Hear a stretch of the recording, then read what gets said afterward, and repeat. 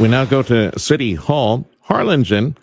Gabriel Gonzales, our city manager for Harlingen. Congratulations on the state of the city, you and the mayor and all the gang a few days back. We'll touch on that. But first, Gabe, let's roll the clock back. Late March, of course, that nasty flood. It walloped Harlingen big time. I know you folks you still have some families there affected by this. You got that FEMA office that opened up nearby.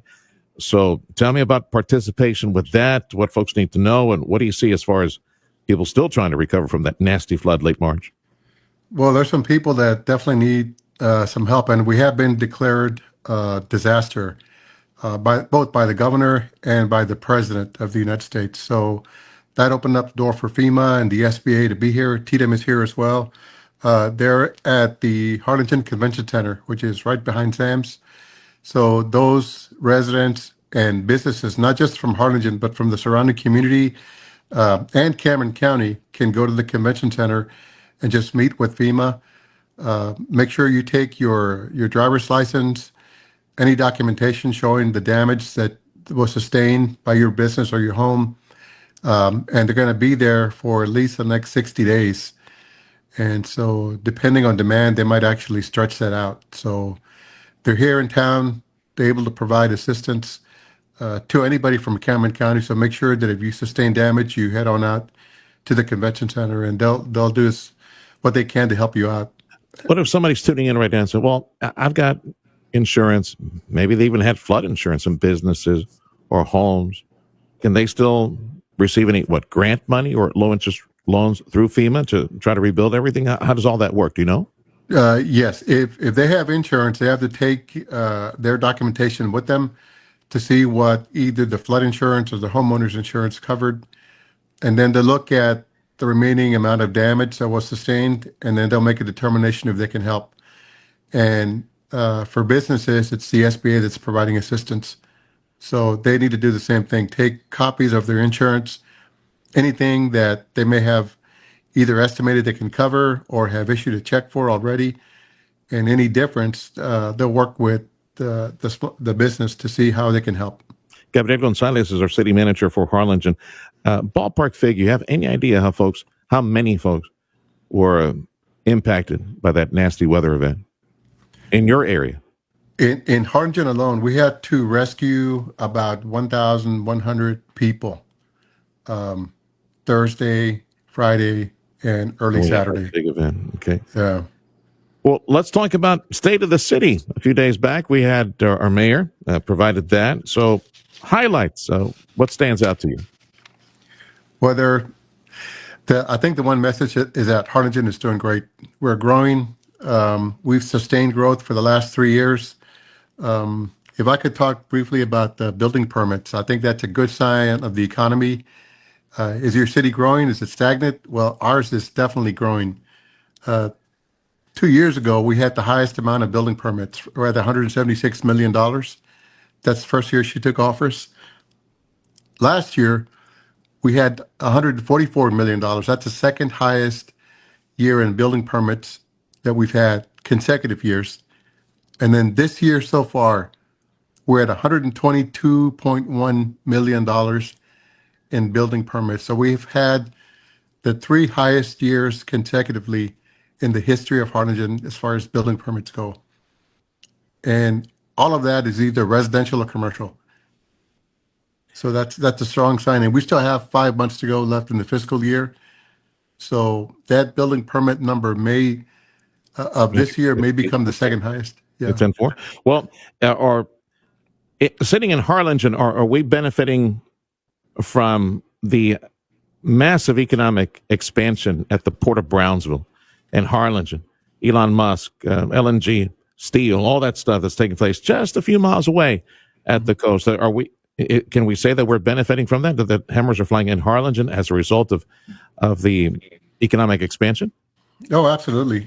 Anytime you have industry come into your community, certainly if it's within Cameron County, it's going to benefit most of the cities, and it'll benefit it through housing sales, through apartment rentals. Mm-hmm. People living in your community will spend money for fuel, for restaurants, for groceries. So that definitely helps. The LNG plant may be in Brownsville, but some of their employees may be in Harlingen. Mm-hmm. For an example, University of Texas, Rio Grande Valley has over 100 people living in Harlingen that work at their university, and they're spending about $26 million in salaries for their employees. So that's a strong indicator of any other business that we have in town and what impact they're going to have in your community. Yeah. Speaking of the university and the medical school and the podiatry college, the podiatry school heading up there and expanding. On the medical side, you're seeing quite a bit of growth as well. As far Oh, as absolutely. As you mentioned, we have the School of Podiatric Medicine in town. We also have the Institute of Neuroscience that is open and doing well. They're focusing on issues dealing with brain health. We're also going to have a new school, the School of Physical Therapy and Occupational Therapy. That's going to be in the old United Healthcare building. That's on the corner of Ed Carey and BIS 77. That's going to be opening up soon. And then we're going to start a limb preservation program and clinic that'll be focused on diabetic patients, which is obviously a big need here in the Valley. And they're going to focus on people that have diabetes and help them keep their limbs and work on recovery of any sores that they may have in their body. yeah, that's an impressive expansion of medical and academic related services there from UTRGV. Our guest is Gabriel Gonzales, our city manager for Harlingen. A few days back, they had State of the City. We're catching up to speed with our family at Harlingen at City Hall. The ability or the effort by Harlingen to host industry that is rapidly coming here. We got folks in economic development at the coast at Brownsville, and they're looking at, fielding calls and everything from data chip manufacturing to data centers. Impressive potential for all of that to come here like very quick. As far as industrial square footage, aerospace, hosting anything related to feeding into all that industry that is expanding. What can you tell me as far as efforts in Harlingen? Are you also getting prospects of people checking in and say, hey, what do you have available for us to land on your pad? And that way, do some business nearby at Brownsville or at the airport. Yeah, we do. Let me cover some of the businesses that opened up recently. As you know, Mott's Building Materials opened up in Harlingen recently. And so they have a center right off the expressway. Black Bear Diner also opened up as well. Walk-Ons opened up right in front of Bass Pro Shops. We have a Deep End. Planet Fitness expanded to another facility on Dixieland. We had another hotel come up, Fairfield Inn and Suites by Marriott. And opening soon, we're going to have Cavender's. So we do have business coming into town. As our population grows, so will the number of businesses that come in. And one of the biggest buildings that we have available for industry is the old United Launch Alliance building off the airport. Yeah. That's a 100,000 square foot facility that's geared towards aviation. That facility is now available because ULA had to leave. They finished their project here in Harlingen. And so any industry that needs to have access to the airport, the runway, that would be an ideal structure for any business considering that. Speaking of the airport, there was some damage from that late March flood. They needed to take out some road or tarmac or things like that. What can you tell me as far as any repairs or updates from the airport? Well, let me cover some of the largest projects that we've undertaken so far. The airport has the longest runway south of San Antonio. It's 9,400 feet long. That cost $32.5 million to construct. And right now, as we speak, they're working on the air traffic control tower. The old tower has been demolished, and there's a temporary tower that's been set up. That's going to cost $25 million, and that'll be completed in 2026. So mid next year sometime it'll be available. The new tower, okay. Yeah, and you're right. We did sustain some damage to the runways, but the airport is in contact with the FAA, and they're working on trying to get the airport was shut down for a while, but it's opened back up now. And so they're working with the airport to try to make sure that everything out there is safe. I'm curious to see what would be a temporary tower at the airport. Are you using one of those one of those trucks with like those cups, those cranes that go up there to scout It's for traffic? What do you do out there?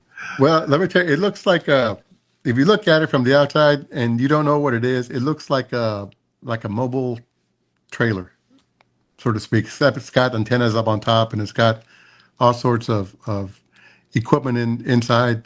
Okay, And so we had to rent that for right. the FAA to have. For the next year. Hey, real quick, as I let you go, flood mitigation. I'm sure, man, they're talking. I'm sure you guys talking a lot about that uh, in Harlingen at City Hall as a result of what happened in late March. Yes, you can't prepare for something like that, but I know flood mitigation has always been an issue at City Hall. So, anything new developing, new projects with the arroyo, anything like that, we should mention real quick. Well, the arroyo is going to get dredged, and so that's going to help.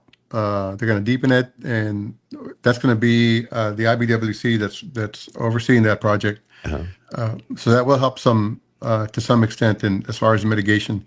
We also started our own drainage crew last year, and so they've been busy working on the Lozano detention pond, and that pond worked beautifully during the flood. It was full of water, was holding water that otherwise would have been in people's homes and their yards and their cars. And so it did its job well. We're not finished with the pond. It's going to be 14 acres when it's completed.